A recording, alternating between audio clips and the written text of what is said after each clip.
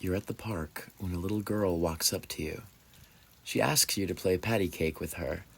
You look around for her parents, but the park is empty. You decide to keep her occupied until you can find her adults. You run the gamut of hand games, patty cake, concentration, lemonade. She asks you if you've ever played a game called Switch. You haven't. She says the rules are very simple. Maintain the rhythm. If you mess up, you die. At any point in the game, a player can call switch, and the players must switch places without losing the rhythm. To initiate a switch, one must simply cross their arms in front of their chest. You play with her, and it's fun at first. As the rhythm speeds up, you notice she's struggling to keep up. You see the look of horror on her face as she fumbles the pattern. You smile at first, ready to console her. Then you see the light fading from her eyes. Her face grows pale and expressionless. She topples over backwards into the grass. You panic at first, thinking she might be having a seizure or an allergic reaction. You check her pulse. She's cold and dead. It was just a game, a children's game, you tell yourself. This is impossible. You try to convince yourself you're not responsible, but even if it was just a game, somebody had to win, and it was you. You cry, sobbing in the park over her corpse. Then you remember something. You stand over her, cross your arms over your chest, and yell, "Switch!" Almost immediately, the little girl gets up, chipper as ever. In fact, she has a smile on her face, the most sinister smile you've ever seen. She says one word to you, "Thanks," and skips off into the distance. Before you can follow her, you feel your heart stop in your chest. It feels like being hit by a truck. You can feel your body go cold, your brain going dizzy from lack of oxygen. You hit the ground with a thud and can just make out the little skipping girl in the distance. As you close your eyes for the last time, you start to put the pieces together. That wasn't a silly children's game, and that wasn't a little girl. There's a forest in Indiana that's cursed. When we were kids, we thought it was just an urban legend. My friend Kenny told me he knew the way, so I followed him there. I laughed when he showed me the forest. It was barely a patch of trees. I could hear the cars passing by on the other side of the grove. I called Kenny a big liar, and he told me there was a trick to it. If you walked straight through, looking right ahead of you the whole time, you'd be just fine. You'd get to the other side with no problem. But if you looked back even once, you'd be lost forever in the cursed forest. I figured if there was any grain of truth to this tale, it was that maybe a kid got hit by a car on the other side of the thicket. I might have believed him if he'd said it was haunted, but if kids had gone missing here, I would have heard about it. We live in a small town. Kenny asked me if I wanted to go through it with him. I told him I'd only go if he went first. He called me a scaredy cat, but he was the more superstitious of the two of us. He marched into the woods, stepping with care, like he was walking on eggshells. I called his name, and he instinctively looked back at me. It was a joke. It shouldn't have done anything. And it didn't. He gave me a look and flipped me the bird and kept walking. When he was deep enough in to be completely obscured by the trees, I called for him. He didn't answer. I figured he wouldn't. I was sure he was waiting behind some tree to scare me. I walked into the trees, bracing myself. When I emerged on the other side, I looked for him on the street. Nothing. I spent an hour walking up and down the road, calling for him, first avoiding the forest as an afterthought, then out of real fear. I uneasily assumed that he snuck home to freak me out. If that was true, he succeeded. I left. That was 3 days ago. Since then, there's been no search party, no worried parents, no signs saying, "Have you seen this child?" No one in town even remembers Kenny. Not even his parents. Just me. I don't think I would if I hadn't been there with him the day he vanished. In this forest, you don't just get lost. You disappear. Every part of you. The idea of you. The memories of you. Tonight, I'm going there again. I'm going to find Kenny. If you're reading this, promise me, if you ever find yourself in a forest in Indiana, don't look back. You've made a new friend. They're the kind of person that is cooler than you without making you feel bad about it. She plays guitar, she paints, and she's funny. You and her go out drinking on Halloween. She somehow convinces you to do karaoke, and you both sing your hearts out. She's fun, and when you're with her, you're fun. You invite her to your place for Christmas, and she accepts. You get a few eggnogs in, and she mentions that she doesn't really celebrate Christmas. You ask her if she was raised religious, and she tells you yes, but not like other kids. She says she grew up in an obscure religion that few people celebrate anymore. You ask her to tell you more. Instead, she invites you to come celebrate with her. According to her, Red Dinner is on February 22nd. When the time comes, you're excited. You put on a nice dress and meet her at her place. The house is only lit by candles. There's only one chair at the dining room table, a tall, old, ornate thing. In the low light, you can see a few people standing at the sides of the table, all wearing red. Your friend invites you to sit at the end of the table. You object, thinking one of the older relatives should get to sit down instead. She explains that it's a tradition for an outside guest to sit at the head of the table, and that more chairs would be brought out when dinner begins. You ease up and take a seat. The minute you do, you notice something strange. You can't move.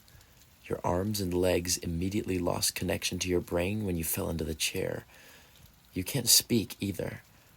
You are trapped in your own body, only able to stare off into space. From the corner of your eye, you can see something entering the room from the kitchen. It's big and red. It resembles an ape, only instead of fur, its whole body is a mass of sweating, bleeding muscle tissue. And its face is featureless, save for a triangular opening full of jagged teeth. It gallops across the table and sinks its teeth into your arm. Unable to scream and unable to move, you look desperately at your friend as you're eaten alive. She walks up to you with a garbage bag and begins picking up your bones, placing you piece by piece in the bag. The Doppelganger Curse. Charlie stared at the child in front of him, perplexed and delighted. He'd never seen a kid that looked exactly like him before. Not similar, but exactly the same. It was like looking in a mirror. "What's your name?" The child said nothing. He just smiled back at Charlie and waved. "My name's Charlie. Do you want to play?" The child nodded. He and Charlie played tag and hide and seek. They swung on the swings until sunset, and Charlie said, "Do you want to come over to my house?" The child nodded. Charlie walked his twin back to his house. "This is my place," Charlie said, and at those words his friend made a mad dash for the house. "Wait, I haven't asked her if you can stay yet." The doppelganger banged on the door and Charlie's mom answered. "Thank goodness. I was about to come looking for you. You know better than to stay out this late. Look, the sun's already going down. Come inside, Charlie. I have dinner ready." The duplicate hugged Charlie's mom. Charlie skipped over to them, excited to reveal to his mom that she was actually hugging his new friend. He called to them, but the words caught in his throat. He tried again, and again, and again. Charlie couldn't speak. He ran up to his mom, now scared about his lost voice. He tugged at her pants and tapped on her shoulder. She didn't respond. Still wrapped in her arms, the doppelganger looked directly at Charlie and whispered, "I'm so sorry." "Oh, that's all right, honey. I was just worried about you. I couldn't live with myself if something were to happen to you." Then he and Charlie's mother retreated into the house, leaving Charlie alone on the doorstep. As the hours drifted by, Charlie learned that he'd lost more than just his voice. He'd lost his ability to interact with reality. Things he touched didn't move. People he passed didn't see him. He wandered the streets for days, finding that he no longer got hungry or thirsty. For the first month, he sat and watched his mom, his dad, and the new Charlie laugh and play together. The comfort it offered eventually gave way to a sour, bitter feeling. He resolved to avoid them. The only other place that meant anything to him was the park, and that's where he stayed. The months turned into years. The years turned to decades. The world continued on without him, as if he wasn't there. Charlie's memories of what it was like to be a real person faded. When they did, so did the features on his face.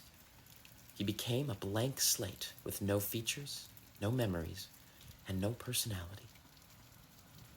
Finally, one day, a little girl walked up to him, looking perplexed and delighted. "What's your name?"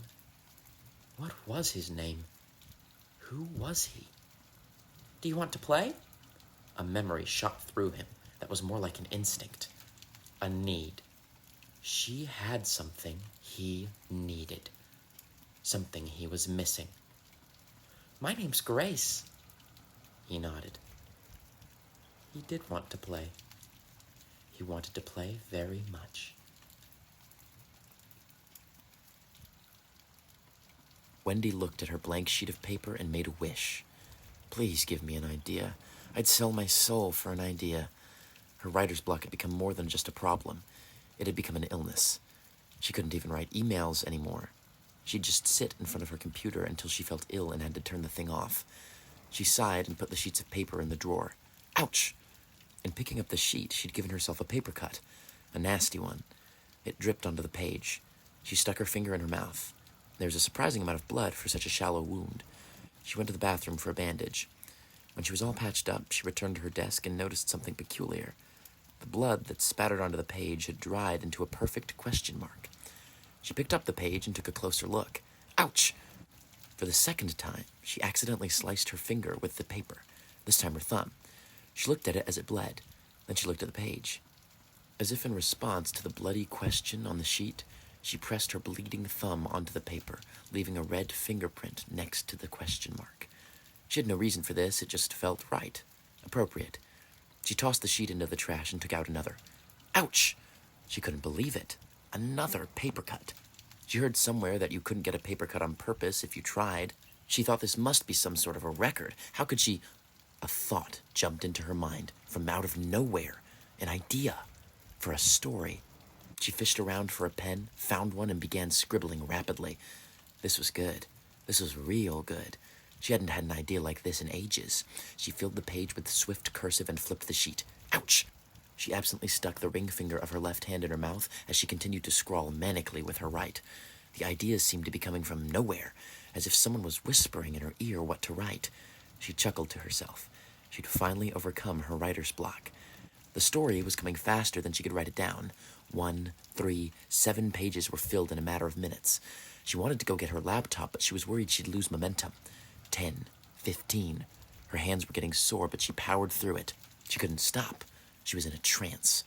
When 40 pages of filled white paper were scattered in front of her, she used all of her might to stop writing and to tear her attention away so she could get this stuff copied into her computer. When she did, she noticed something peculiar. Droplets of red were appearing on the pages. She blinked. More red. She rubbed her eyes and found that her hands were wet and smelled of iron. When she looked at them, her stomach lurched. They were cut to ribbons with hundreds of thin, clean wounds. Blood blossomed from the cuts and spilled from her hands onto the pages. She desperately tried to move the pages, to save them, but that only covered them in more damp scarlet stains. She cried out as the first story she had written in a year drowned in crimson pools of sparkling blood. She sprinted to the stairs, a trail dripping from her lacerated hands. If she could just get to her computer, maybe she could remember most of what she typed. She had been on a roll, after all. Maybe she had enough juice left to get some of it saved. Any of it. Anything would be better than... Wendy slipped in a puddle of blood and went careening toward the stairs. She tried to grab the railing, but her mangled hand slipped off, and she tumbled down, head over heels, smacking her head on the wood floor with a deadly thump. She saw stars. Blood issued from the wound on her head as well as her hands. Shaking, she dragged her finger through the mess of red that grew around her. She raised her trembling hand to the wall and wrote, Chapter 1.